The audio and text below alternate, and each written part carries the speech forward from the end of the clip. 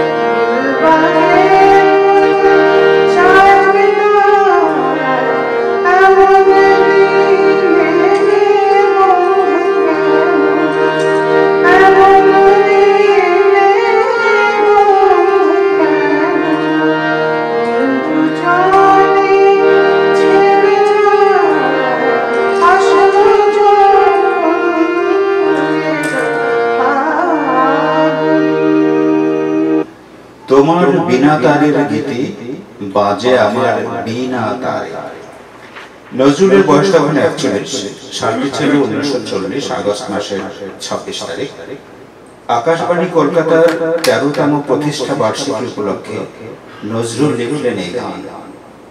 গানের বিনা তার হচ্ছে বেতার এবং বিনা তার কবির মনোবিনার তার। শেষ পর্যন্ত এটি একটি প্রেমের গান হয়ে দাঁড়ায়। আকাশবাণীর বেতার তরঙ্গের মাধ্যমে যে মধুর সঙ্গীত ছড়িয়ে পড়ে তার অভিঘাতে অনুরাগী শ্রোতার হৃদয় বিনা তার ঝঙ্কৃত হয়। বেতার শব্দ তরঙ্গ যখন উদাসী হাওয়ার মতো পালিয়ে বেড়ায়, উদাসী সুরের দোলার ভিতর দিয়ে অনুরাগী শ্রোতা বাণীর গোপন বার্তা খুঁজে পান এবং সংগোপনে নিজের মনের গোপন কোঠায় লুকিয়ে রাখেন। শুধু তাই নয়, অনুরাগী শ্রোতা অনুরাগের খলস ছেড়ে বেরিয়ে এসে প্রেমিক হয়ে যায়। মনে সংশয় জাগে, গানের সুর বাণী হয়তো অনুরাগীর হৃদয়কে প্রেম বিদগ্ধ কাটার মতো কি বিদ্ধ করবে। অনুরাগী প্রত্যাশা করেন এই কণ্টক জ্বালার মধ্য দিয়ে তার প্রেমহীন অন্ধকার হৃদয় পথে প্রেমের প্রদীপ জ্বেলে উঠবে।